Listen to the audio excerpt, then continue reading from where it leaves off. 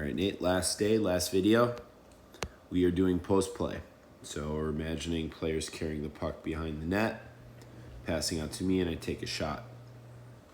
Lately, we've been doing all low shots because we're looking at butterfly, kind of seeing the juxtaposition of standing in a proper stance and dropping in a butterfly, which is essentially the same thing, just on your knees.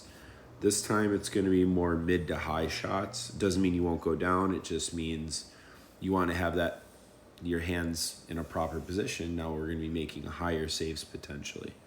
So first thing, you want to be on the post. You want to make sure your stick is in the passing lane. This is a little bit relaxed.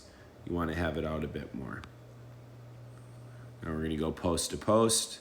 Good job bringing that stick in. And then we want to have it on the other side. So just initially looking, that glove gets real high again. So when that glove gets high, see how the stick goes up? If somebody's rapping on you, you're going to be in a bit of trouble, right? You're not going to be able to get that stick down in time, either poke it away or drop into RVH. The other thing you're doing is you're T-pushing. We want to shuffle post to post. If you T-push like this, and again, that player jams, he's got options. Or if he cuts back this way, you've basically sold out and gone in this direction. That's why we want to always remain flat, okay? When we see the push out, stance is much better. You do get a good save there. That was a mid-range shot. You did the proper thing by dropping on it, and then the recovery was really nice too. You see just that little open up. It's still kind of a shuffle, but it's enough that you're squaring your shoulders off to the corner.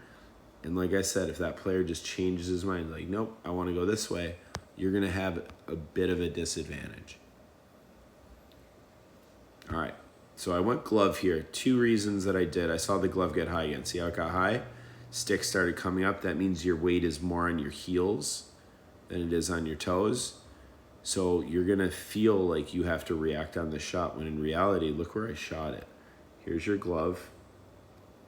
Watch where the puck goes. Right where your glove was. So if you just kept it to the side, like we've been working on, if you kept it right here, it would have been just a simple 1 inch up, and it's an easier save. The other thing you're doing is you're swatting a little bit. You're swinging your arm like it's a baseball bat. We don't want to do that. You want to keep your hands just up, down, left, right, never in, never out. See how you kind of swat at it? That one was a catch, but you've caught it right here. You're done. At this point, you shouldn't move it anymore. Let it go in, close your glove. But you time it and you swing it into your body. I mean, what if you swung it into the net, right? It doesn't really look like it's that stable. So you don't need to either. It's just more effort for something that you've already done. If you make the save, there's no use in doing extra stuff. It doesn't really help. Yeah, see, you're just a bit upright in your stance. Sticks off the ice, makes things a little harder. On this last shot too, see, I see you very narrow. We got the hands up. Again, sticks not flat, blockers in, gloves up. So your weight distribution is not going to be great, because if you see this, that's where your hands are. You're probably leaning a bit more on this leg because of it. And then you watch, you're going to have a tough time shifting into the shot. When it happens, it's more of a reach, and you can see how your body reacts exactly as I said. If the weight's more on one side than the other, you're going to lean the wrong way. And you see how you fought to make this save, but then this leg went out there. Look, I've been doing this long enough to know that if you don't have a proper stance or something consistent that you can rely on, you're going to give up goals even with the most effort in the world. And I can see how hard you're trying. You don't like getting scored on either. You're a big kid. You want to be covering the net. You're tough too. You compete on rebounds. I don't see you as being a bad goalie. I see you as making one not so great decision. It's our stance. You're comfortable where you are, and that's okay. It's a habit. What you need to do is keep pushing yourself to get better at the things we've been working on.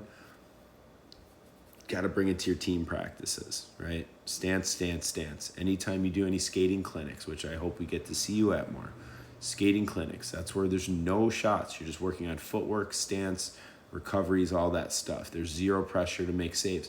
That's going to be a huge push for you to get better.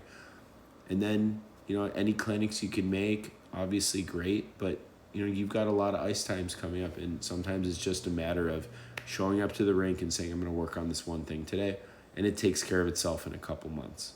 It's not going to be 4 days, I promise you. These 4 days were great, but I'm not fixing that. You're not going to fix that. It takes a little bit of time, so just be patient with yourself. Keep working hard. Thought you did really well this week. It was nice meeting you.